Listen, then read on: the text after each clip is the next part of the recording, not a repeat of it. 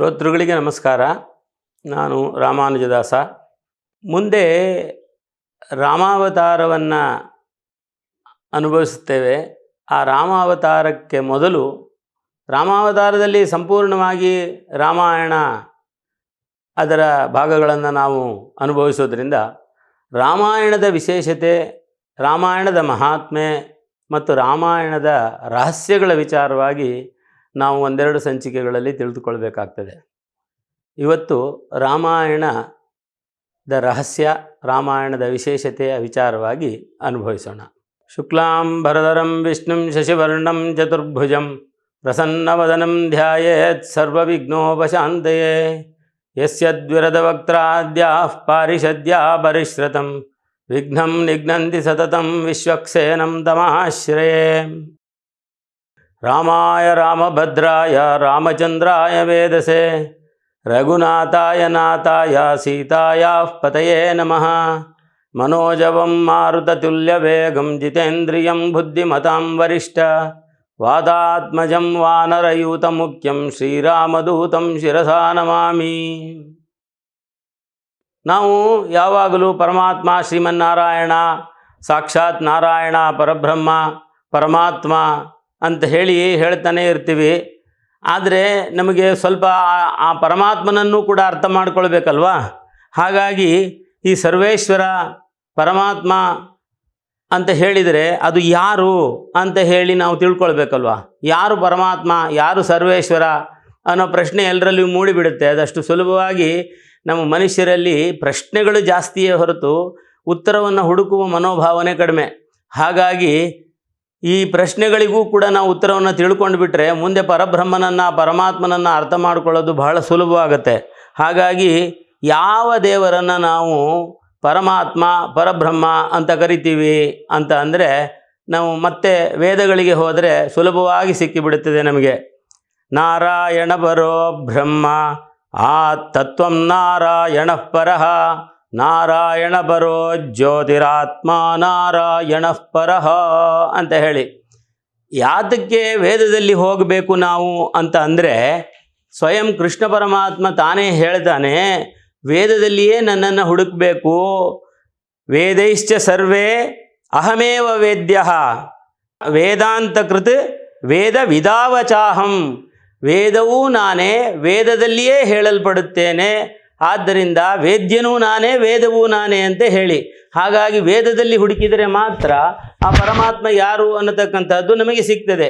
ಇವಾಗ ನಾವು ನೋಡಿದ್ವಿ, ನಾರಾಯಣ ಪರೋ ಪರಬ್ರಹ್ಮ ತತ್ವಂ ನಾರಾಯಣ ಪರಃ ನಾರಾಯಣ ಪರೋ ಜ್ಯೋತಿರಾತ್ಮ ನಾರಾಯಣ ಪರಃ ಅಂತ ಹೇಳಿ. ನಾರಾಯಣನೇ ಪರಬ್ರಹ್ಮ, ನಾರಾಯಣನು ಒಂದು ಪರಂ ಜ್ಯೋತಿಯವನು, ನಮ್ಮ ಆತ್ಮವು ನಾರಾಯಣ ಪರವೇ ಅಂತ ಹೇಳಿ ಅದರಲ್ಲಿ ಹೇಳಿದೆ. ಹಾಗಾದರೆ ಆ ಬ್ರಹ್ಮನನ್ನು, ಆ ಪರಮಾತ್ಮನನ್ನು ತಿಳಿದುಕೊಳ್ಳುವ ರೀತಿ ಯಾವುದು? ಇವಾಗ ಒಂದು ಹಸು ಅಂತ ಹೇಳಿದರೆ ಅದಕ್ಕೊಂದು ಗುಣ, ಲಕ್ಷಣ ಅಂತ ಎರಡು ಇರ್ತದೆ ಅಲ್ವಾ. ಒಂದು ಹಸುವನ್ನು ತಿಳ್ಕೊಳ್ಬೇಕಾದ್ರೆ ಇದಕ್ಕೆ ಎರಡು ಕೊಂಬಿದೆ, ಗಂಟಲಿನ ಕೆಳಭಾಗದಲ್ಲಿ ಮೃದುವಾದ ಚರ್ಮ ಇದೆ, ಬಾಲದಲ್ಲಿ ಒಂದು ಜುಟ್ಟು ಇದೆ, ಉದ್ದವಾದ ಬಾಲ ಇದೆ, ಎರಡು ಕಣ್ಣುಗಳಿದೆ, ನೀಳವಾದ ಎರಡು ಕಿವಿಗಳಿದ್ದಾವೆ, ನೇರವಾಗಿರ್ತದೆ ಅದು ಅಂತ ಹೇಳಿ ಒಂದು ವರ್ಣನೆಯನ್ನು ಕೊಡ್ಬೋದು. ಆ ವರ್ಣನೆಯನ್ನು ಕೊಟ್ಟಿದ್ದು ಮಾತು ಕಿವಿ ಕೇಳುತ್ತೆ ಹೊರತು, ಕಣ್ಣಿನಲ್ಲಿ ನೋಡಿದ ಹೊರತು ನಮಗೆ ಅದು ಒಂದು ಹಸು ಅಂತ ಹೇಳಿ ಗೊತ್ತಾಗೋದಿಲ್ಲ. ಅದೇ ರೀತಿಯಲ್ಲಿ ಈ ಪರಬ್ರಹ್ಮನನ್ನು ನಾವು ಅರ್ಥ ಮಾಡ್ಕೊಳ್ಬೇಕಾದ್ರೆ ಯಾವ ರೀತಿಯಲ್ಲಿ ನಾವು ಅರ್ಥ ಮಾಡ್ಕೊಳ್ಳೋದು ಅಂತ ಹೇಳಿದರೆ ಅದನ್ನು ಕೂಡ ವೇದದಲ್ಲಿ ವರ್ಣನೆ ಮಾಡಿದೆ. ಕರಣ ಮತ್ತು ಲಕ್ಷಣ ಅಂತ ಹೇಳಿ. ಆ ಲಕ್ಷಣಗಳು, ಕರಣಗಳು ಯಾವುದಪ್ಪ ಅಂತಂದರೆ ಅದು ಕೂಡ ವೇದದಲ್ಲಿಯೇ ಹೇಳಲ್ಪಡುತ್ತೆ. ಯದೋ ವಾ ಇಮಾನಿ ಭೂತಾನಿ ಜಾಯಂತೆ ಯೇನ ಜಾತಾನಿ ಜೀವಂತಿ ಯತ್ ಪ್ರಯಂತ್ಯಭಿಸಂವಿಶಂತೀತಿ ತದ್ವಿಜಿಜ್ಞಾಸಸ್ವ ತದ್ಬ್ರಹ್ಮೇತಿ ಅಂತ ಹೇಳುತ್ತೆ. ಅಂದರೆ ಯಾವುದರಿಂದ ಈ ಸೃಷ್ಟಿಯು ಆಗುತ್ತದೋ, ಯಾವುದರಲ್ಲಿ ಅದನ್ನು ಕಾಪಾಡಿಕೊಳ್ಳಲ್ಪಡುತ್ತದೋ, ಯಾವುದರಿಂದ ಅದು ನಾಶವಾಗುತ್ತದೋ ಅದನ್ನು ನೀವು ಜಿಜ್ಞಾಸೆ ಮಾಡಿದರೆ ಕೊನೆಗೆ ಬರತಕ್ಕಂಥ ಉತ್ತರ ಇದೆಯಲ್ಲ, ಅದೇ ಬ್ರಹ್ಮ ಅಂತ ಹೇಳಿ. ಅಂದರೆ ಸೃಷ್ಟಿ ಸ್ಥಿತಿ ಮತ್ತು ಲಯಗಳಿಗೆ ಕಾರಣನಾದವನು ಯಾವನೋ ಅವನೇ ಪರಬ್ರಹ್ಮ, ಅವನೇ ಪರತತ್ವ, ಅವನೇ ಸಾಕ್ಷಾತ್ ಶ್ರೀಮನ್ನಾರಾಯಣ ಅನ್ನೋದು ನಮಗೆ ಅರ್ಥ ಆಗುತ್ತೆ. ಅವನಲ್ಲಿ ಈ ಗುಣಗಳು ಯಾವುದು, ಅದೇ ಕರಣಗಳು ಯಾವುದು ಅಂತ ಹೇಳಿದರೆ ಇಷ್ಟಪ್ರಾಪ್ತಿ ಅನಿಷ್ಟನಾಶ ಅಂತ ಹೇಳಿ. ಇಷ್ಟಪ್ರಾಪ್ತಿ ಏನು? ಮನುಜ ಕುಲಕ್ಕೆ ಏನು ಬೇಕೋ ಅದನ್ನೆಲ್ಲ ಮಾಡತಕ್ಕಂಥದ್ದು ಇಷ್ಟಪ್ರಾಪ್ತಿ. ಅನಿಷ್ಟನಾಶ ಅಂತಂದರೆ ಇವಾಗ ಕೃಷ್ಣ ಹೇಳಲಿಲ್ವ, ಪರಿತ್ರಾಣಾಯ ಸಾಧೂನಾಂ ವಿನಾಶಾಯ ಚ ದುಷ್ಕೃತಾಂ ಧರ್ಮ ಸಂಸ್ಥಾಪನಾರ್ಥಾಯ ಸಂಭವಾಮಿ ಯುಗೆ ಯುಗೆ ಅಂತ. ಆ ಪರಮಾತ್ಮ ಧರ್ಮದ ಕಾರಣದಿಂದ ಭೂಮಿಯಲ್ಲಿ ಜನಿಸ್ತಾನೆ. ಹಾಗಾಗಿ ಇಷ್ಟ ಪ್ರಾಪ್ತಿ ಅನಿಷ್ಟ ನಾಶಕ್ಕಾಗಿ ಆ ಭಗವಂತ ಈ ಎರಡು ಲಕ್ಷಣಗಳು, ಒಂದು ಪರಮಾತ್ಮನ ಲಕ್ಷಣಗಳು ಇಷ್ಟಪ್ರಾಪ್ತಿ ಮತ್ತು ಅನಿಷ್ಟ ನಾಶಗಳು ಅಂತ ಹೇಳಿ. ಹೀಗೆ ಆ ನಾರಾಯಣ ರಾಮನಾಗಿ ಜನಿಸಿದ ಅಂತ ಹೇಳಿ ನಾವು ಇದರಲ್ಲಿ ನೋಡಿದ್ವಿ. ಏನಪ್ಪ ಅಂದರೆ ಶ್ರೀಮನ್ನಾರಾಯಣ ವೈಕುಂಠದಲ್ಲಿ ಜನಗಳಿಗೆ ಎಲ್ಲ ತಿಳುವಳಿಕೆಯನ್ನು ಕೊಡಬೇಕು. ಹಾಗಾಗಿ ವೇದವನ್ನು ನಾವು ರಾಮಾಯಣದಲ್ಲಿ ಅಳವಡಿಸಬೇಕು ಅಂತ ಹೇಳಿ 100 ಕೋಟಿ ಶ್ಲೋಕಗಳ ರಾಮಾಯಣದ ಬ್ರಹ್ಮನ ವೈಕುಂಠದಲ್ಲಿ ಸೃಷ್ಟಿ ಮಾಡಿ ಕೊಡ್ತಾನಂತೆ. ಅದು ಕೇವಲ ಬ್ರಹ್ಮ ಮತ್ತು ದೇವತೆಗಳಿಗೆ ಮಾತ್ರ ಲಭ್ಯವಿರ್ತದೆ. ಮತ್ತು ಅದನ್ನು ಭೂಮಿಗೆ ಕಳಿಸಿದರೆ ಅದನ್ನು ಅರ್ಥ ಮಾಡಿಕೊಳ್ಳುವಂಥ ಪರಿಸ್ಥಿತಿ ಜನಗಳಿಗೆ ಇರುವುದಿಲ್ಲ. ಹಾಗಾಗಿ ದೇವತೆಗಳು ಪ್ರಾರ್ಥನೆಯ ಮೇರೆಗೆ ರಾವಣ ಕುಂಭಕರ್ಣರು ರಾಕ್ಷಸರ ಸಂಹಾರದ ಸಮಯದಲ್ಲಿ ಶ್ರೀಮನ್ನಾರಾಯಣ ರಾಮನಾಗಿ ತಾನು ವೇದವತ್ತ ಮೂರ್ತಿಯಾಗಿ ಭೂಮಿಗೆ ಇಳಿದು ಬರುವ ಸಮಯದಲ್ಲಿ 24,000 ಶ್ಲೋಕಗಳ ರಾಮಾಯಣವನ್ನು ರಚನೆ ಮಾಡ್ತಾರಂತೆ. ರಾಮಾಯಣ ಯಾವಾಗ ಅಂತ ಹೇಳಿದರೆ, ರಾಮ ರಾಜ್ಯಭಾರ ಮಾಡ್ತಾ ಇರತಕ್ಕಂತಹ ಸಮಯದಲ್ಲಿ ವಾಲ್ಮೀಕಿಗಳಿಂದ ವೇದವೇತ್ಯೆ ಪರೇ ಪುಂಸೆ ಜಾತೆ ದಶರಥಾತ್ಮಜ ಪ್ರಾಚೇತಸಾದಾಸೀದ್ ಸಾಕ್ಷಾತ್ ರಾಮಾಯಣಾತ್ಮನಃ ಅಂತ ಹೇಳಿದರೆ, ಶ್ರೀಮನ್ನಾರಾಯಣನು ವೇದವೇದ್ಯೆ ಪರೇ ಪುಂಸೆ, ವೇದವೇದ್ಯನಾದಂತಹ ಶ್ರೀಮನ್ನಾರಾಯಣ ಭೂಮಿಗೆ ಇಳಿದು ಬರ್ತಾನಂತೆ. ಯಾವ ರೀತಿಯಲ್ಲಿ ಅಂದರೆ, ಪ್ರಾಚೇತಸನಾದಂತಹ ವಾಲ್ಮೀಕಿಯ ಅವನ ಕಾವ್ಯದಲ್ಲಿ ತಾನು ಅದರ ಆತ್ಮವೋ ಅನ್ನುವಂತೆ ರಾಮಾಯಣದ ಆತ್ಮವೋ ಅನ್ನುವ ರೀತಿಯಲ್ಲಿ ರಾಮ ಬಂದಿದ್ದಾನೆ ಅಂತ ಹೇಳ್ತಾನೆ. ವೇದೋಪಬ್ರಹ್ಮಾರ್ಥಾಯ ತಾವಗ್ರಾಹ್ಯತೆ ಪ್ರಭು, ವೇದೋಪಬ್ರಹ್ಮನಾಗಿ ವೇದದ ಉಪಬ್ರಹ್ಮನಾಗಿ ರಾಮ ಭೂಮಿಗೆ ಬರ್ತಾನೆ. ತಾನು ವೇದವನ್ನು ಎಲ್ಲರಿಗೂ ಕೂಡ ಮಾರ್ಗದರ್ಶನ ಮಾಡಬಹುದು ಅನ್ನುವ ದೃಷ್ಟಿಯಲ್ಲಿ ತಾನು ಸ್ವಯಂ ಮನುಷ್ಯನಾಗಿ ಕೆಳಗೆ ಬಂದು ವೇದಮೂರ್ತಿಯಾಗಿ ಎಲ್ಲ ಕಾರ್ಯಗಳನ್ನು ನಡೆಸಿ ಜನಗಳಿಗೆ ತೋರಿಸ್ತಾನೆ. ಒಂದು ವೇಳೆ ವೇದವನ್ನು ಭೂಮಿಯಲ್ಲಿ ಇಳಿಸಿದ್ದರೂ ಕೂಡ ವೇದವನ್ನು ಅರ್ಥ ಮಾಡ್ಕೊಳ್ಳೋದು ಕಷ್ಟ. ಅದೇ ವೇದವನ್ನೇ ರಾಮಾಯಣದಲ್ಲಿ ಅಳವಡಿಸಿದರೂ ಕೂಡ 24,000 ಶ್ಲೋಕಗಳನ್ನು ಓದಿ ಅರ್ಥ ಮಾಡಿಕೊಂಡು ರಾಮನನ್ನು ತಿಳ್ಕೊಳ್ಳೋದು ಕಷ್ಟ. ಹಾಗಾಗಿ ರಾಮ ಸ್ವಯಂ ವೇದವನ್ನು ಯಾವ ರೀತಿ ಆಚರಣೆ ಮಾಡಬೇಕು, ವೇದವತ್ತಾಗಿ ಮನುಷ್ಯ ಯಾವ ರೀತಿ ಇರಬೇಕು ಅಂತ ಹೇಳಿ ಸಕಲ ಮನುಜ ನಯನ ವಿಷಯತಾಂಗತಃ ಪ್ರತಿಯೊಬ್ಬ ಮನುಷ್ಯನಿಗೂ ಕೂಡ ಕಣ್ಣೆದುರುಗಡೆ ಕಾಣಿಸಿಕೊಂಡು ಮಾರ್ಗದರ್ಶನವನ್ನು ಮಾಡ್ತಾನಂತೆ. ಆದರೆ ನಾರಾಯಣನಾದರೆ ಕಣ್ಣಿಗೆ ಕಾಣೋದಿಲ್ಲ. ನ ಚಕ್ಷುಷಾ ಪಶ್ಯತಿ ಕಸ್ಯ ನಯನಂ, ಯಾರ ಕಣ್ಣಿಗೂ ಗೋಚರವಾಗದೇ ಇರತಕ್ಕಂತಹ ನಾರಾಯಣನಿಂದ ಮೆಸೇಜ್ ಬಂದರೆ ನಾವು ಸುಲಭವಾಗಿ ಅದನ್ನು ಸ್ವೀಕರಿಸುವುದಿಲ್ಲ, ಕಷ್ಟ ಆಗ್ತದೆ, ನಮಗೆ ಅರ್ಥವಾಗೋದಿಲ್ಲ ಅನ್ನೋ ಒಂದೇ ದೃಷ್ಟಿಯಲ್ಲಿ ರಾಮ ಸ್ವಯಂ ವೇದಮೂರ್ತಿಯಾಗಿ ಭೂಮಿಗೆ ಬಂದು ಎಲ್ಲವನ್ನು ಕೂಡ ನಮಗೆ ಹೇಳಿಕೊಡ್ತಾನೆ, ತೋರಿಸಿಕೊಡ್ತಾನೆ ಅಂತ ಹೇಳಿ. ಇದನ್ನು ಆಚಾರ್ಯರುಗಳು ಎಷ್ಟು ಚೆನ್ನಾಗಿ ಹೇಳಿದ್ದಾರೆ ಅಂತಂದರೆ, ಕರ್ಪಾರ್ ಇರಾಮ ಪಿರಾನೆಯಿಲ್ ಮಟ್ರುಂ ಕರ್ಪರೋ ಅಂದರೆ ಆಚಾರ್ಯರು ಹೇಳ್ತಾರೆ, ಕಲಿಯೋದೇನಾದರೂ ಇದ್ದರೆ ಅದನ್ನು ರಾಮನಿಗಿಂತ ಸುಲಭವಾಗಿ ಯಾರಾದರೂ ಕಲಿಸೋಕ್ಕೆ ಸಾಧ್ಯನೇ? ಅಥವಾ ರಾಮನಿಂದ ಕಲಿಯೋದು, ರಾಮ ನಡೆದ ರೀತಿಯಲ್ಲಿ ಕಲಿಯೋದಾಗಲಿ, ಅಥವಾ ರಾಮ ಹೇಳಿದ ರೀತಿಯಲ್ಲಿ ಕಲಿಯೋದಾಗಲಿ, ಅಥವಾ ರಾಮ ತೋರಿಸಿಕೊಟ್ಟ ರೀತಿಯಲ್ಲಿ ಕಲಿಯೋದಾಗಲಿ, ಅದಕ್ಕಿಂತ ಸುಲಭವಾಗಿ ಕಲಿಯೋದಕ್ಕೆ ಸಾಧ್ಯವೇ ಅಂತಾನೆ. ಅದರಲ್ಲಿ ರಾಮಪಿರಾನ್ ಅಂತಾನೆ. ರಾಮಪಿರಾನ್ ಅಂದರೆ ರಾಮ ಅಂದರೆ ರಮಯತೀತಿ ರಾಮ, ಎಲ್ಲರಿಗೂ ಸಂತೋಷವನ್ನು ಕೊಡತಕ್ಕಂಥವನು ರಾಮ. ಆ ರಾಮ ಪಿರಾನ್ ಅಂದರೆ ಸಹಾಯ ಮಾಡ್ತಾನೆ ಅಂತ ಹೇಳಿ ನಮಗೆ ಪ್ರತಿಯೊಂದರ ಒಂದೊಂದು ಹೆಜ್ಜೆ ಹೆಜ್ಜೆಗೂ ಜೀವನದಲ್ಲಿ ಯಾವ ರೀತಿ ಬದುಕಬೇಕು ಅನ್ನೋದನ್ನು ಅರ್ಥ ಮಾಡಿಕೊಡೋದಕ್ಕೂ ಕೂಡ ಸಹಾಯ ಮಾಡ್ತಾನೆ. ನಾವು ಒಂದು ಪ್ರಯತ್ನ ಮಾಡಿದರೆ ಅದರಲ್ಲಿ ಉದ್ಧಾರ ಆಗೋದಕ್ಕೂ ಕೂಡ ಸಹಾಯ ಮಾಡ್ತಾನೆ ಆ ರಾಮ. ಅರ್ಥವಾಯ್ತೆ?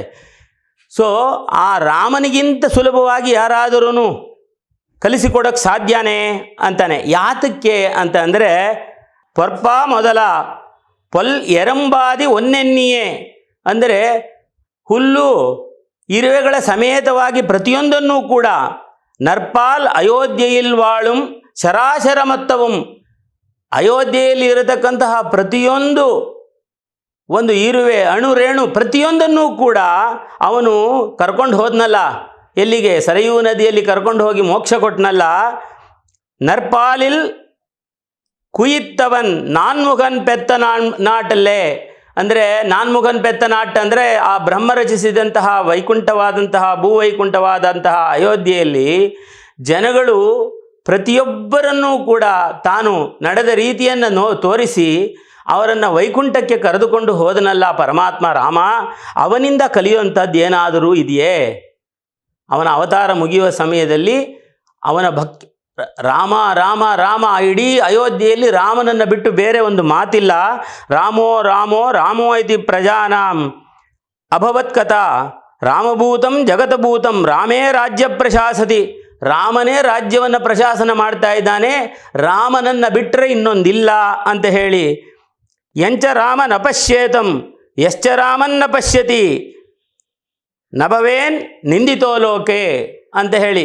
ಯಾರು ರಾಮನನ್ನು ನೋಡಲಿಲ್ಲ ಅಥವಾ ಯಾರನ್ನ ರಾಮ ನೋಡಲಿಲ್ಲ, ಅಂದರೆ ರಾಮನ ಕಣ್ಣು ಯಾರಿಗೆ ಬೀಳಲಿಲ್ಲ ಅಥವಾ ರಾಮನು ಯಾರ ಕಣ್ಣಿಗೆ ಬೀಳಲಿಲ್ಲ, ಅಂಥ ಮನುಷ್ಯ ಶುದ್ಧ ಪಾಪಿ, ಅವನನ್ನು ನಿಂದಿಸತಕ್ಕದ್ದು ಅಂತ ಹೇಳಿ ಲೋಕ ನಿಂದಿಸ್ತಾ ಇತ್ತು. ಆ ರೀತಿ ನಡೆದುಕೊಂಡಂತಹ, ಪ್ರತಿಯೊಬ್ಬರಲ್ಲಿಯೂ ಪ್ರೀತಿಯನ್ನು ಇಟ್ಟಂಥ ಒಂದು ಮನೆಯಲ್ಲಿ ದುಃಖದ ಸನ್ನಿವೇಶ ಇದ್ದರೆ ಅವರ ಮಗನಾಗಿ ನಡೆದುಕೊಳ್ತಾ ಇದ್ದ, ಒಂದು ಸಂತೋಷದ ಸನ್ನಿವೇಶ ಇದ್ದು ಅವರ ಮನೆಯಲ್ಲಿ ಒಳ್ಳೆಯ ಕಾರ್ಯಗಳು ನಡೀತಾ ಇದ್ದರೆ ತಂದೆಯ ರೀತಿ ಜವಾಬ್ದಾರಿಯನ್ನು ಹೊರತಾ ಇದ್ದಂತಹ ಆ ರಾಮ ಮಿತ್ರ, ಒಬ್ಬ ತಾಯಿಗೆ ಸರಿಯಾದ ಪುತ್ರ, ಪ್ರಾಣಿಗಳಲ್ಲಿಯೂ ಕೂಡ ಸಖ್ಯವನ್ನು ತೋರಿಸಿದಂತಹ ಆ ರಾಮನಿಗಿಂತ ಇನ್ನೊಬ್ಬರು ಕಲಿಸಿಕೊಡೋರಿದ್ದಾರೆ. ಕಲಿಯೋದೇನಾದರೂ ಇದ್ದರೆ ಆ ರಾಮನಲ್ಲಿ ಕಲಿಯಬೇಕೇ ಹೊರತು ಬೇರೆ ಇನ್ಯಾರಲ್ಲಿ ಕಲಿಯೋದಕ್ಕೆ ಸಾಧ್ಯ ಅಂತ ಹೇಳಿ ಆಚಾರ್ಯರುಗಳು ಹೊಗಳ್ತಾರೆ. ಅಂತಹ ರಾಮ ಭೂಲೋಕಕ್ಕೆ ತಾನು ದಶರಥನ ಪುತ್ರಕಾಮೇಷ್ಟಿ ಯಾಗ ಮಾಡುವಾಗ ದೇವತೆಗಳ ಪ್ರಾರ್ಥನೆಯಂತೆ ಅಸುರರಾದ ರಾವಣ ಕುಂಭಕರ್ಣರನ್ನು ಸಂಹಾರ ಮಾಡೋದಕ್ಕೋಸ್ಕರ ಭೂಮಿಗೆ ಇಳಿದು ಬರ್ತಾನೆ ಅಂತ ಹೇಳ್ತೀವಿ. ಮುಂದೆ ಪ್ರಾಪ್ತ ರಾಜ್ಯಸ್ಯ ರಾಮಸ್ಯ ವಾಲ್ಮೀಕಿರ್ ಭಗವಾನ್ ಋಷಿ, ವಾಲ್ಮೀಕಿ ಋಷಿಗಳು ರಾಮ ರಾಜ್ಯವನ್ನು ಆಳ್ತಾ ಇದ್ದು ಅಶ್ವಮೇಧ ಯಜ್ಞವನ್ನು ಮಾಡ್ತಾ ಇರುವಂತಹ ಸಮಯದಲ್ಲಿ ವಾಲ್ಮೀಕಿಯ ರಾಮಾಯಣದ ರಚನೆಯಾಗ್ತದೆ. ಚಕಾರ ಚರಿತಂ ಕೃಷ್ಟಂ ವಿಚಿತ್ರ ಪದಮರ್ಥವಿತ್, ಪ್ರತಿಯೊಂದು ಪದಗಳು ಎಂತಹ ಅದ್ಭುತವಾದಂತಹ ಕಾವ್ಯವನ್ನು ರಚನೆ ಮಾಡ್ತಾರೆ ಅಂತ ಅಂದರೆ, ಅವರಿಗೆ ಭಗವಾನ್ ಬ್ರಹ್ಮನ ಆಶೀರ್ವಾದದಿಂದ, ಯಾವ ಒಂದು ಉತ್ತೇಜನದಿಂದ ತಾನು ಕಾವ್ಯವನ್ನು ರಚನೆ ಮಾಡೋದಕ್ಕೆ ಅಂತ ಬಂದಾಗ, ಎರಡು ಕ್ರೌಂಚ ಪಕ್ಷಿಗಳಲ್ಲಿ ಒಂದಾದಂತಹ ಒಂದು ಕ್ರೌಂಚವನ್ನು ಬೇಡನು ಕೊಂದಾಗ ಅವನಿಗೆ ಶಾಪ ಕೊಡ್ತಾರೆ ನೋಡಿ. ಮಾನಿಷಾದ ಪ್ರತಿಷ್ಠಾಂ ತ್ವಮಗಮ ಶಾಶ್ವತಿ ಸಮಾಹ ಯತ್ ಕ್ರೌಂಚ ಮಿಥುನಾದೇಕಂ ಅವಧಿ ಕಾಮಮೋಹಿತಂ ಅಂತ ಹೇಳಿ, ಇಂತಹ ಶೋಕವನ್ನು ನಾನು ಹೇಳಿಬಿಟ್ನಲ್ಲ ಅಂತ ಶೋಕಪಟ್ಟಾಗ ಬ್ರಹ್ಮ ಬಂದು ತಾನೇ ಹೇಳ್ತಾನೆ, ಅಪ್ಪ ರಾಜ, ನೀನು ಹೇಳಿದಂತಹ ಶೋಕವಲ್ಲ, ಅದು ಶ್ಲೋಕ. ಯಾವ ಕಾರಣಕ್ಕೂ ಕೂಡ ಅದರಲ್ಲಿ ಒಂದು ಅಕ್ಷರವೂ ಕೂಡ ತಪ್ಪಾಗೋದಿಲ್ಲ. ನೀನು ರಾಮಾಯಣವನ್ನು ಬರೀ. ಯಾವತ್ರಾಸ್ಯಂತಿ ಗಿರೆಯ ಸರೆಯಶ್ಚ ಮಹೀತಲೆ ತಾವದ್ ರಾಮಾಯಣ ಕಥಾ ಲೋಕೇಶು ಬರಿದಿಶ್ಯತಿ, ಅಂದರೆ ಎಲ್ಲಿಯವರೆಗೂ ಭೂಲೋಕದಲ್ಲಿ ಬೆಟ್ಟ ಗುಡ್ಡಗಳು, ನದಿಗಳು, ಸಾಗರಗಳು, ತಾರೆಗಳು ಎಲ್ಲ ಇರ್ತವೋ ಅಲ್ಲಿಯವರೆಗೂ ರಾಮಾಯಣ ಪ್ರಚಾರವಾಗುತ್ತೆ ಅಂತ ಹೇಳಿ, ನೀನು ಹೇಳಿದಂತಹ ಒಂದು ಅಕ್ಷರವೂ ಕೂಡ ತಪ್ಪಾಗೋದಿಲ್ಲ. ಹಸಿತಂ ಭಾಷಿತಂಚೈವ ಗತಿರ್ಯಸ್ಯ ಚೇಷ್ಟಿತಂ.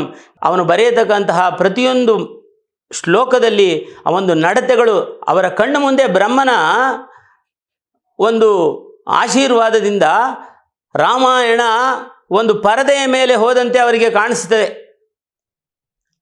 ಪ್ರತಿಯೊಂದು ಹೆಜ್ಜೆಯಲ್ಲಿಯೂ ರಾಮನ ನಡತೆಗಳಾಗಲಿ, ಅವನು ಮಾಡುವ ವ್ಯವಹಾರಗಳಾಗಲಿ, ಅವನು ಮಾಡತಕ್ಕಂತಹ ವ್ಯವಹಾರಗಳು ಬೇರೆಯವರ ಜೊತೆಯಲ್ಲಾಗಲಿ ಪ್ರತಿಯೊಂದು ಸ್ಫುಟವಾಗಿ ಗೋಚರಿಸುತ್ತೆ. ಒಂದೊಂದು ಅಕ್ಷರ ಹಸಿತಂ ಅಂದರೆ ನಗೋದು, ಭಾಷಿತಂ ಅಂದರೆ ಮಾತನಾಡೋದು, ಎಲ್ಲ ಚೇಷ್ಟೆಗಳನ್ನು ಕೂಡ ಪರದೆಯ ಮೇಲೆ ನೋಡಿದಂತೆ ಅವರು ಬರೀತಾರೆ.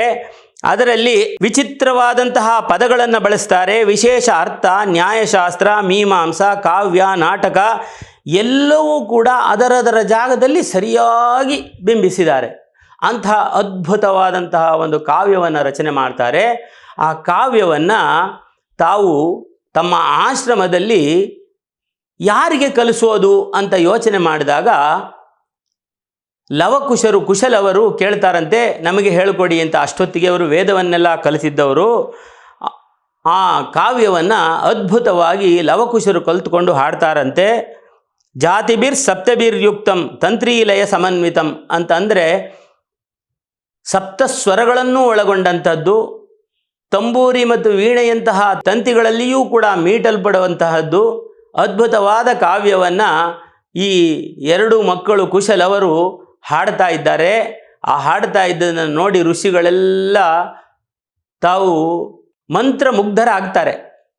ಬಹಳ ಖುಷಿಯಾಗತ್ತೆ.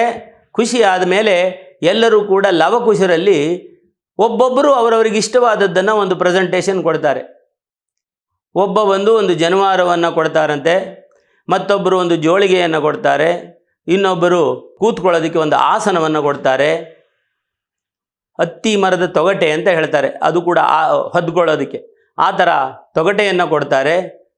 ಇನ್ನೊಬ್ಬರು ಬ್ರಾಹ್ಮಣರು ಋಷಿಗಳು ಹೇಳ್ತಾರಂತೆ, ಅಪ್ಪ ಆಶೀರ್ವಾದವನ್ನು ಕೊಡ್ತೇನೆ, ನೀನು ಹೋಗಿ ಅಯೋಧ್ಯೆಯಲ್ಲಿ ಅಶ್ವಮೇಧ ಯಜ್ಞದ ಜಾಗದಲ್ಲಿ ಹೋಗಿ ಹೇಳು, ಯಾರು ಕೇಳಿಸ್ಕೊಳ್ಬೇಕೋ ಇದನ್ನು ಅವರೇ ಕೇಳಿಸ್ಕೊಳ್ಳಿ ಅಂತ. ಅಂದರೆ ಲವಕುಶರು ಬರ್ತಾರೆ. ಅವರ ಗಾನವನ್ನು ಭರತ ಕೇಳಿಬಿಟ್ಟು ತುಂಬ ಸಂತೋಷಪಟ್ಟು ಅಣ್ಣನಾದ ಲಕ್ಷ್ಮಣನಿಗೆ ಹೋಗಿ ಹೇಳ್ತಾನೆ. ಲಕ್ಷ್ಮಣ ರಾಮನಿಗೆ ನಮ್ಮದೇ ಕತೆ ಇದ್ದಂತೆ ಕಾಣುತ್ತೆ, ಆ ಮಕ್ಕಳು ಅದ್ಭುತವಾಗಿ ಹಾಡ್ತಾ ಇದ್ದಾರೆ ಅಂದರೆ ಒಂದು ಸಭೆಯನ್ನು ಕರೆಸಿ ಸಭೆಯಲ್ಲಿ ಅವರ ಕಥೆಯನ್ನು ಶುರು ಮಾಡ್ತಾರೆ. ಶುರು ಮಾಡಿದರೆ 18 ಮೆಟ್ಟಲುಗಳುಳ್ಳಂತಹ ಸಿಂಹಾಸನ, ಸ್ವರ್ಣ ಸಿಂಹಾಸನದಲ್ಲಿ ರಾಮ ಕೂತ್ಕೊಂಡಿದ್ದಾನಂತೆ. ಮಕ್ಕಳು ಅದ್ಭುತವಾಗಿ ರಾಮಾಯಣವನ್ನು ಹಾಡ್ತಾ ಇದ್ದಾರೆ. ಜನರೆಲ್ಲ ಮೈ ಮರೆತಿದ್ದಾರೆ, ಆನಂದಪುಲಿತರಾಗಿದ್ದಾರೆ. ಸ್ವರಗಳಿಗೆ ಸ್ವರವನ್ನು ಸೇರಿಸುತ್ತಾ ತಾಳಕ್ಕೆ ತಾಳವನ್ನು ಹಾಕ್ತಾ ಇದ್ದಾರೆ. ಇವರು ಯಾರ ತೊಡೆಯ ಮೇಲೆ ತಾಳ ಹಾಕ್ತಾ ಇದ್ದಾರೆ ಅನ್ನೋ ಪ್ರಜ್ಞೆಯೇ ಇಲ್ಲ. ಕೂತವರು ಪಕ್ಕದವರ ತೊಡೆಯ ಮೇಲೆ ತಾಳ ಹಾಕ್ತಾ ಇದ್ದಾರಂತೆ. ಅಷ್ಟು ಅದ್ಭುತವಾಗಿ ಹಾಡ್ತಾ ಇದ್ದಾರೆ ಮಕ್ಕಳು. ಹಾಡ್ತಾ ಇರಬೇಕಾದ್ರೆ ರಾಮನೂ ಕೂಡ ಅದನ್ನು ಕೇಳ್ತಾ ಇದ್ದಾನೆ. ತುಂಬ ಸಂತೋಷವಾಯಿತು. ಆದರೆ ಮನಸ್ಸಿನಲ್ಲಿ ಒಂದು ದುಃಖವಾಯಿತಂತೆ. ಎಲ್ಲರೂ ತಾಳ ಹಾಕ್ತಾ ಇದ್ದಾರೆ, ಪಕ್ಕದವರ ತೊಡೆ ಮೇಲೆ ತಾಳ ಹಾಕ್ತಾ ಇದ್ದಾರೆ, ನನಗೆ ಹಾಕೋದಕ್ಕೆ ಇನ್ನೊಂದು ತೊಡೆ ಸಿಕ್ಕಲಿಲ್ವಲ್ಲ ಅಂತ ಹೇಳಿ ತಾನು ಕೂಡ ಪ್ರಜೆಗಳಿಗೆ ತಿಳಿಯದಂತೆ ಎಲ್ಲರೂ ಕೂಡ ಅವರು ಅದರಲ್ಲಿ ಮುಳುಗಿ ಹೋಗಿದ್ದಾರೆ. ಅವರಿಗೆ ರಾಮ ಕೂತಿರುವುದು ಕೂಡ ಪರಿಜ್ಞಾನವಿಲ್ಲ. ರಾಮ ಮೆತ್ತಿಗೆ ಮೆಟ್ಟಲಿಂದ ಇಳಿದು ಬಂದು ಎಲ್ಲರ ಜೊತೆಯಲ್ಲಿಯೇ ಕುಳಿತುಕೊಂಡು ತಾನೂ ಕೂಡ ಕೇಳ್ತಾನೆ. ಪಕ್ಕದವರ ತೊಡೆಯ ಮೇಲೆ ತಾಳ ಹಾಕಿದ ಅಂತ ಹೇಳಿ ಕೂಡ ತಮಾಷೆ ಮಾಡ್ತಾರೆ. ಅಷ್ಟು ಚೆನ್ನಾಗಿತ್ತು ಹಾಡು, ಅಷ್ಟು ಅದ್ಭುತವಾಗಿ ಹಾಡಿದರು ಈ ಮಕ್ಕಳು. ಅಂತಹ ಕಾವ್ಯವನ್ನು 4 ದಿವಸಗಳ ಕಾಲ ಕೇಳ್ತಾರಂತೆ. ಆಮೇಲೆ ಎಲ್ಲರೂ ಸಭೆಯವರೆಲ್ಲ ನೋಡ್ತಾರೆ, ಸಿಂಹಾಸನದ ಮೇಲೆ ರಾಮನೇ ಇಲ್ಲ. ರಾಮ ಎಲ್ಲಿ ಅಂತ ನೋಡಿದರೆ ಸಭಿಕರ ಜೊತೆಯಲ್ಲಿ ಕೂತ್ಕೊಂಡಿದ್ದಂತೆ. ರಾಮನೂ ಮೈ ಮರೆಯುವಂತೆ ಈ ಮಕ್ಕಳು ಹಾಡು ಹೇಳಿದ್ರಂತೆ. ಶ್ರೀಮನ್ನಾರಾಯಣ ರಾಮಾಯಣವನ್ನು ರಚನೆ ಮಾಡಿ ರಾಮನು ತಾನು ನಾರಾಯಣನೇ ರಾಮನಾಗಿ ಬಂದು ಭೂಮಿಗೆ ಬಂದು ಇಳಿದದ್ದು ನಾರಾಯಣನ ಕರುಣೆ ಜನಗಳ ಮೇಲೆ. ಆದರೆ ಆ ರಾಮಾಯಣ ಯಾವುದಿದೆ ಅದನ್ನು ಕೇಳ್ತಾ ಕೇಳ್ತಾ ರಾಮನೇ ಮೈಮರೆತು ಬೇರೆಯವರ ತೊಡೆಯ ಮೇಲೆ ತಾಳ ಹಾಕಿದ ಅಂತಂದರೆ ಅದು ರಾಮಾಯಣದ ಮಹಿಮೆ ಅಲ್ವೇ? ಅಂಥ ಅದ್ಭುತವಾದಂತಹ ಕಾವ್ಯವನ್ನು ವಾಲ್ಮೀಕಿ ರಚನೆ ಮಾಡ್ತಾರೆ. ಅದರಲ್ಲಿ ಬೇಕಾದಷ್ಟು ಶಾಸ್ತ್ರಗಳು, ತಿಳುವಳಿಕೆಗಳು, ಬೋಧನೆಗಳು ಅಳವಡಿಸಿದೆ.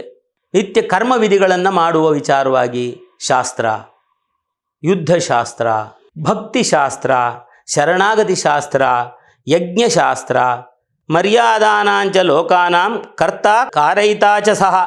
ಈ ಮರ್ಯಾದೆಯ ನಡತೆಗಳ ವಿಚಾರವಾಗಿ ಹೇಳುವವನೂ ಅವನೇ, ಅದೇ ರೀತಿ ನಡೆದು ತೋರಿಸುವವನು ಅವನೇ ಆಗಿ ರಾಮ ನಡ್ಕೊಳ್ತಾನೆ. ಉಪದೇಶ ಶಾಸ್ತ್ರದಲ್ಲಿ ಉಪದೇಶವನ್ನು ಮಾಡ್ತಾನೆ.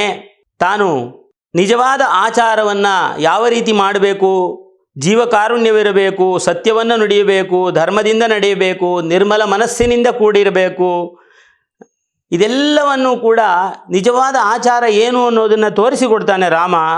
ಮತ್ತು ಶರಣಾಗತಿ ಶಾಸ್ತ್ರ, ಇಡೀ ರಾಮಾಯಣದಲ್ಲಿ ಎಲ್ಲಿ ನೋಡಿದರೂ ಕೂಡ ಶರಣಾಗತಿಗಳೇ. ಆ ಶರಣಾಗತಿಗಳನ್ನು ಮಾಡತಕ್ಕಂತಹವನ ಮನಸ್ಸು ಯಾವ ರೀತಿ ಇರಬೇಕು. ಯಜ್ಞಶಾಸ್ತ್ರ, ಯಜ್ಞಯಾಗಾದಿಗಳಿಗೆ ಕಡಿಮೆನೇ ಇಲ್ಲ. ಮೊದಲೇ ಶುರುವಿನಲ್ಲೇ ಪುತ್ರಕಾಮೇಷ್ಟಿ ಯಾಗ ದಶರಥ ಮಾಡ್ತಕ್ಕಂತಹದ್ದು. ಆಮೇಲೆ ವಿಶ್ವಾಮಿತ್ರನ ಜೊತೆಯಲ್ಲಿ ಬರೋದೇ ಅವನು ಎಲ್ಲ ಒಂದು ನೀತಿಯನ್ನು, ಕರ್ಮಯೋಗವನ್ನು ತೋರಿಸಿಕೊಡೋದಕ್ಕೆ ಅವನು ವಿಶ್ವಾಮಿತ್ರರ ಜೊತೆಯಲ್ಲಿ ಬರ್ತಾನೆ. ಋಷಿಮುನಿಗಳ ಸೇವೆ ಮಾಡ್ತಾನೆ. ಮೊದಲು ಶುರುವಿನಲ್ಲಿಯೇ ವಿಶ್ವಾಮಿತ್ರರ ಸೇವೆ, ಆಮೇಲೆ ಭರದ್ವಾಜ ಮುನಿಗಳ ಸೇವೆ, ಎಲ್ಲ ಋಷಿಗಳ ಮುನಿಗಳ ಸೇವೆಗಳನ್ನು ಮಾಡ್ತಾ ಹೋಗ್ತಾನೆ ರಾಮ. ಹಾಗಾಗಿ ಎಲ್ಲ ರೀತಿಯ ಸೇವೆಗಳನ್ನು ಮಾಡ್ತಕ್ಕಂಥದ್ದು, ಪ್ರತಿಯೊಂದು ಹೆಜ್ಜೆ ಹೆಜ್ಜೆಯಲ್ಲಿಯೂ ಯಾವ ರೀತಿ ನಡೀಬೇಕು ಅಂತ ತೋರಿಸ್ಕೊಡ್ತಕ್ಕಂಥವನು ಆ ಶ್ರೀರಾಮಚಂದ್ರ ರಾಮಾಯಣದಲ್ಲಿ ತೋರಿಸ್ತಾನೆ. ಇದಕ್ಕೆ ಬಹಳ ಅದ್ಭುತವಾದಂತಹ ಒಂದು ಇದು ಕೂಡ ಇದೆ. ಏನು, ನಮ್ಮ ಮಂಕುತಿಮ್ಮನ ಕಗ್ಗದಲ್ಲಿ ಹೇಳ್ತಾರೆ, ಯಾರು DVG ಅವರು, ಯಾವುದಾದರೂ ಒಂದು ತತ್ವವನ್ನು ಹಿಡ್ಕೊಳ್ಬೇಕು, ನಮಗೆ ಭಕ್ತಿ ಬರಬೇಕು ಆ ರಾಮನಲ್ಲಿ, ಆ ರಾಮನ ಗುಣಗಳಲ್ಲಿ, ನಾವು ಅದನ್ನು ಕೇಳ್ತಾ ಇರಬೇಕು ಅಂತ ಅಂದರೆ ಪದೇ ಪದೇ ಕೇಳ್ತಾ ಇರಬೇಕು. ಕೇಳ್ತಾ ಇದ್ದರೆ ಮಾತ್ರ ನಮಗೆ ಅದರ ಬಗ್ಗೆ ಆಸಕ್ತಿ ಮೂಡುತ್ತೆ. ಆಸಕ್ತಿ ಮೂಡಿದ ಮೇಲೆ ಪ್ರೀತಿ ಮೂಡುತ್ತೆ, ಅದರ ಬಗ್ಗೆ ತಿಳುವಳಿಕೆ ಬರುತ್ತದೆ. ತಿಳುವಳಿಕೆ ಜ್ಞಾನದ ಜೊತೆಯಲ್ಲಿ ಸೇರಿದಾಗ, ಜ್ಞಾನ ಮತ್ತು ಪ್ರೀತಿಯುಂಡ ಅದನ್ನು ನಾವು ಪದೇ ಪದೇ ಅನುಷ್ಠಾನ ಮಾಡ್ತಾ ಇದ್ದರೆ ಆವಾಗ ಭಕ್ತಿ ಹುಟ್ಟುತ್ತದೆ ಅಂತ ಹೇಳ್ತಾರೆ. ಯಾವುದೇ ಭಕ್ತಿ ವಿಚಾರವಾಗಲಿ ಕಲಿಯಬೇಕಾದರೆ ಆ ಕಲಿಯುವಾಗ ನಮಗೆ ಪ್ರೀತಿ ಇರಬೇಕು, ಇಷ್ಟವಾಗಬೇಕು. ಒಂದು ವೇಳೆ ಇಷ್ಟವಾಗಲಿಲ್ಲ, ಕಷ್ಟವಾಯಿತು, ಕಹಿ ಆಯಿತು ಅಂತ ಇಟ್ಕೊಳ್ಳೋಣ, ಅದು ಮುಂದೆ ನಮಗೆ ಔಷಧಿಯಾಗಾದರೂ ಪರಿಣಾಮ ಆಗಬೇಕು. ಆದ್ದರಿಂದ ಪ್ರಿಯವಾದೀಚ ಭೂತಾನಾಂ ಸತ್ಯವಾದೀಚ ರಾಘವಃ, ಆ ರಾಮನ ಸತ್ಯದ ನಡವಳಿಕೆ ಇದೆಯಲ್ಲ, ಎಲ್ಲರಿಗೂ ಪ್ರಿಯವನ್ನೂ ಉಂಟು ಮಾಡ್ತಕ್ಕಂಥವನು. ನೋಡಿದವರು ಮಾಡಿದವರು ನನ್ನ ರಾಮ ನನಗೆ ಬೇಕು ಅಂತ ಹೇಳಿ ಅವರನ್ನು ತನಗೇ ಸೇರಿದವನು ಅನ್ನೋ ರೀತಿಯಲ್ಲಿ ನಡ್ಕೊಳ್ತಾ ಇದ್ದರು. ಪ್ರಿಯವಾದೀಚ ಭೂತಾನಾಂ, ಪ್ರತಿಯೊಂದು ಪ್ರಾಣಿಗಳಿಗೂ ಕೂಡ ಅವನು ಪ್ರಿಯವಾದವನು. ಸತ್ಯವಾದೀಚ ರಾಘವಃ, ಸತ್ಯವನ್ನು ಬಿಟ್ಟು ಬೇರೆ ಹೇಳ್ತಕ್ಕಂಥವನು ಅಲ್ಲ. ನಮ್ಮಲ್ಲಿ ಇದರ ಹಿತವಚನದಲ್ಲಿ ಬೇರೆ ಕೂಡ ಇದೆ. ರಾಮನೇ ಬಹುಶಃ ಆ ಸುಭಾಷಿತಕ್ಕೂ ಕಾರಣ ಅಂತ ಹೇಳಬೇಕು. ಸತ್ಯಂ ಬ್ರೂಯಾತ್ ಪ್ರಿಯಂ ಬ್ರೂಯಾತ್ ನ ಬ್ರೂಯಾತ್ ಸತ್ಯಂ ಅಪ್ರಿಯಂ ಪ್ರಿಯಂಚ ನಾನೃತಂ ಬ್ರೂಯಾತ್ ಏತಧರ್ಮ ಸನಾತನಃ ಅಂತ ಹೇಳಿ ನಮ್ಮಲ್ಲಿ ಒಂದು ಇದಿದೆ. ಸತ್ಯಂ ಬ್ರೂಯಾತ್ ಪ್ರಿಯಂ ಬ್ರೂಯಾತ್, ಪ್ರಿಯವಾದ ಸತ್ಯವನ್ನೇ ಹೇಳಬೇಕು. ನ ಬ್ರೂಯಾತ್ ಸತ್ಯಂ ಅಪ್ರಿಯಂ, ಅಪ್ರಿಯವಾದಂತಹ ಸತ್ಯವನ್ನು ಹೇಳದೇ ಇದ್ದರೂ ಪರವಾಗಿಲ್ಲ, ಹೇಳದೇ ಇರುವಂಥದ್ದೇ ಒಳ್ಳೆಯದು. ಪ್ರಿಯಂಚ ನಾನೃತಂ ಬ್ರೂಯಾತ್, ಅನೃತಂ ಅಂದರೆ ಸುಳ್ಳು. ಸುಳ್ಳು ಹೇಳೋದ್ರಿಂದ ಬೇರೆಯವರಿಗೆ ಸಂತೋಷವಾಗುತ್ತೆ ಅಂದರೆ ಅಂಥದ್ದನ್ನು ಹೇಳಬಾರ್ದು. ಪ್ರಿಯಂಚ ನಾನೃತಂ ಬ್ರೂಯಾತ್ ಏತಧರ್ಮ ಸನಾತನಃ, ಇದು ನಮ್ಮ ಸನಾತನ ಧರ್ಮ ಅಂತ ಹೇಳಿ ಬಹುಶಃ ರಾಮನಿಂದಲೇ ಹುಟ್ಟಿದ್ದಿರಬೇಕು. ಅಂತಹದ್ರಲ್ಲಿ ರಾಮಾತ್ ಪರಂ ಕಿಮಪಿ ತತ್ವಮಹಂ ನ ಜಾನೆ, ಅಂದರೆ ರಾಮನಿಗಿಂತ ಒಳ್ಳೆಯ ತತ್ವವನ್ನು ನಾನು ಕಂಡಿಲ್ಲ, ಕೇಳಿಲ್ಲ ಅಂತ ಹೇಳಿ ಆಚಾರ್ಯರು ಹೇಳ್ತಾರೆ. ಅವನು ಏನಂತ ಹೇಳ್ತಾರೆ ಅಂದರೆ, ಕೋದಂಡ ಮಂಡಿತ ಕರಾತ್ ಕಮಲಾಯತಾಕ್ಷಾತ್, ಕೋದಂಡ ಮಂಡಿತ, ಕೈನಲ್ಲಿ ದಂಡವನ್ನು ಬಿಲ್ಲನ್ನು ಹಿಡಿದವನು ಕಮಲ ನೇತ್ರನು. ಮಾರ್ತಾಂಡ ವಂಶ ತಿಲಕಾತ್ ಮನುಜೇಂದ್ರ ವೇಷಾತ್, ಮನುಜೇಂದ್ರ ಅಂದರೆ ಮಾನವರ ರಾಜ, ಮನುಷ್ಯನ ರಾಜನಾಗಿ ಇದ್ದಂತಹವನು ಅಂತ. ಸೀತಾಮುಖಾಬ್ಜ ಮುಪದಾತ್ ಸಕಲಾಭಿರಾಮಾತ್ ರಾಮಾತ್ ಪರಂ ಕಿಮಪಿ ತತ್ವಮಹಂ ಜಾನಾಮೆ, ಅಂದರೆ ರಾಮನಿಗಿಂತ ಒಳ್ಳೆಯ ತತ್ವವನ್ನು ನಾನು ತಿಳಿದಿಲ್ಲ, ಅದು ನನಗೆ ಗೊತ್ತಿಲ್ಲ ಅಂತ ಹೇಳ್ತಾರೆ. ಅಂತಹ ರಾಮನ ವಿಚಾರವಾಗಿ ರಾಮಾಯಣದಲ್ಲಿ ರಾಮನ ಪಾತ್ರಗಳನ್ನು ಇದುವರೆಗೆ ಅವನ ವಿಚಾರವಾಗಿ ತಿಳಿಯೋದ್ರಿಂದ ಏನು ಲಾಭ ಅಂತ ತಿಳ್ಕೊಂಡಿದ್ದೀವಿ. ಮುಂದಿನ ಸಂಚಿಕೆಯಲ್ಲಿ ಇದೇ ವಿಚಾರವಾಗಿ ರಾಮಾಯಣದ ಕೆಲವು ರಹಸ್ಯಗಳನ್ನು ಕೂಡ ತಿಳಿದುಕೊಳ್ಳೋಣ. ಜೈ ಶ್ರೀರಾಮ್.